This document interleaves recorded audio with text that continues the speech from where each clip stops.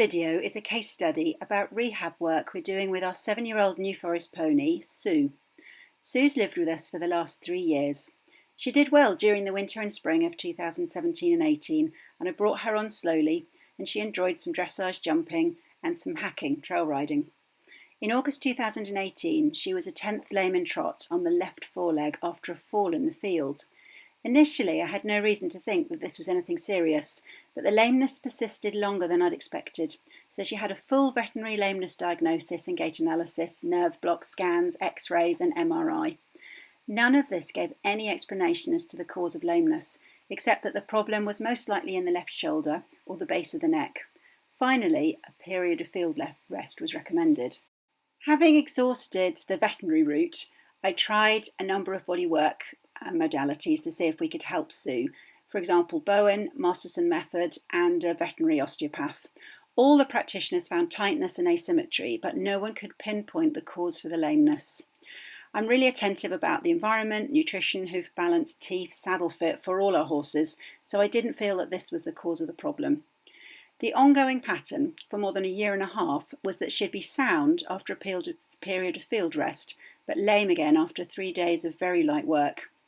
At a loss as to how to help Sue recover from this injury, I decided to completely change her environment and turned her out in the New Forest National Park where we live in autumn 2019, where she could run in a very large area with a semi-feral herd.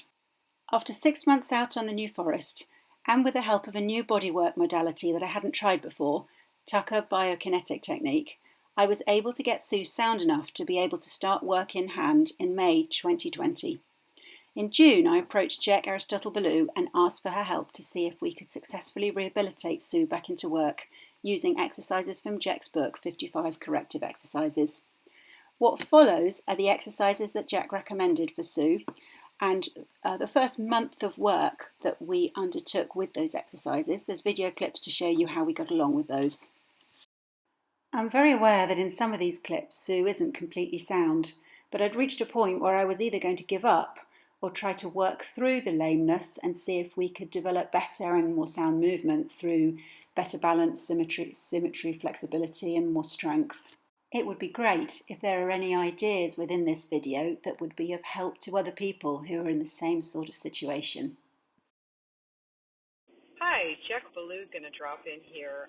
When Amanda sent me the initial video footage of Sue for my assessment and possible help, it's a tricky case. It's not immediately evident what might be causing the lameness issue with Sue, but what did seem very evident to me was that the little horse, for whatever reason, it looked like her back end and her front end were not communicating with each other. It's like they're both kind of plodding along doing different things.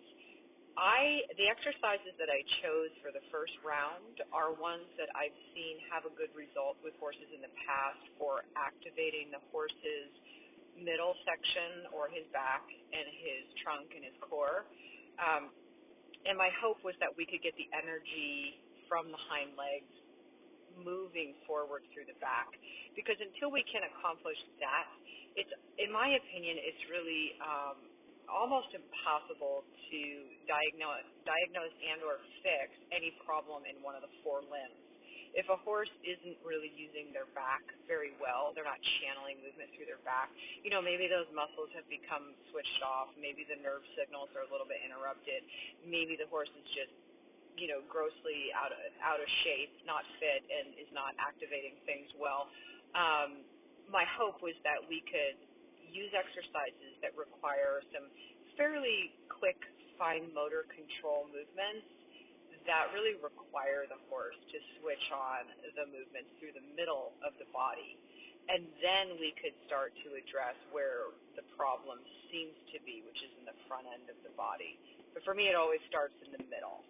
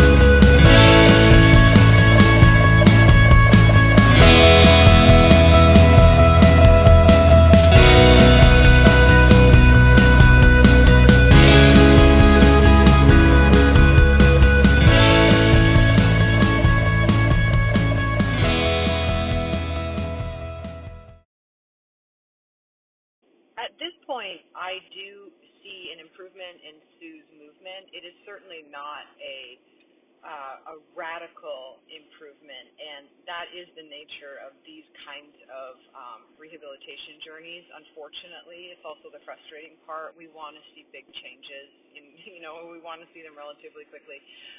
The difference I see at this point is the horse appears more coordinated to me, and that I simply mean if you think of the difference between a human being who's somewhat klutzy and seems like gravity is pulling them down all the time versus a person who is relatively light on their feet and agile and well coordinated in their body.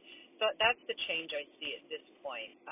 Soundness aside, what I would like to start to see from this point forward is certainly more, longer bouts of trotting and see how the horse at this point is able to hold up with that.